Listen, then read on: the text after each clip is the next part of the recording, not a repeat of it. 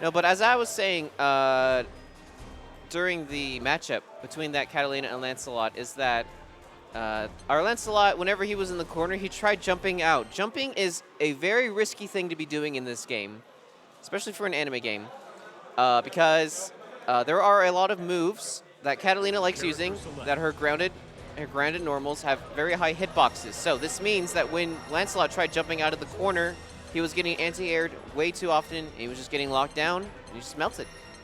There are a lot of characters, I think nearly every single one of them, are very, very scary once they put you in the corner. So it just be like that sometimes. Especially with Lancelot, he does have the Rekkas, but he doesn't really have too many long-reaching attacks. So whenever they were in a neutral state, Catalina just said, I'm gonna just poke you. And then she did, and he just poked the man into the corner. All right, now we have Braxton and V4Charlie. Let's see what kind of characters they'll pick. Yeah, so I was mentioning at the beginning of the stream, Beezlebub was one of the new DLC characters, voiced by the man who voiced Diavolo from JoJo. I'm a pleb. That's the extent I know, but I'm sure he's a very famous voice actor otherwise. I don't know too much about Beezlebub. I do know he has a teleport, and he has a lot of like gravity moves. What Gran likes to do, of course, is get in your face. He has a lot of frame traps. He's a very offense-heavy character. So his main game plan is to use his sweep. His sweep is his knockdown. He wants to end as many combos as possible with that low sweep for the hard knockdown. Okay?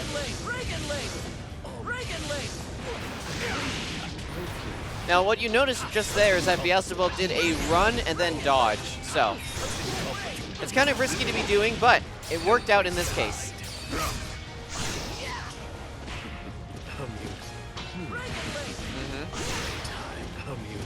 Yeah, once again, you have to be very, very careful when you're jumping. Otherwise, you will just get anti-aired. And if your player knows combos, as well, there are anti-air combos that you can do, and especially with Gran, especially.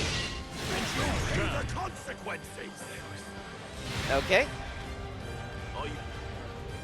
Battle 2, engage. Round start boot. What's my Gran player doing? Okay. Yeah, that you'll see that often a lot in this game. You'll see people doing lots of throws, like Gran just whipping that throw right there. You'll see a lot of throws because they're very good. They do a lot of damage. They have a lot of forward momentum. They'll put you in the corner very, very easily, and you'll see a lot of overheads. In this game, overheads, most of them, are fairly universal, safe on block. All right, Braxton taking the first game. We are first to 2 here at winners. My man was laughing with his mouth closed. Yes, Braxton won the first game. Now, one thing you should know about Beelzebub's teleport is that it is at a set distance, so I do believe it is punishable in neutral setting, but it's just a matter of predicting it. Okay?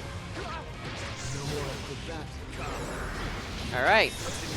Yeah, that's one thing you'll notice, that after Beelzebub threw that Gran, he started using that gravity thing to pull him closer.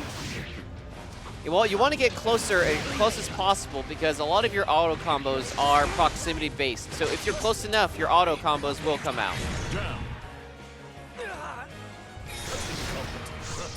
All right, we are set point for Braxton.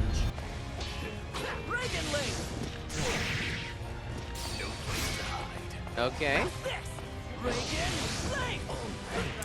Grant was probably anticipating, there's not a lot of reasons why you'd want to be doing that uppercut slash thing he did, unless he was anticipating a jump. But our boy Braxton, there you go. That's when you ought to be jumping. You'll notice that he did his teleport when he was knocked down. I'm assuming that's normally because if they're expecting it, it is probably very negative in neutral. It probably has enough recovery for you to be punishing that. Oh, this man knows combos. Okay.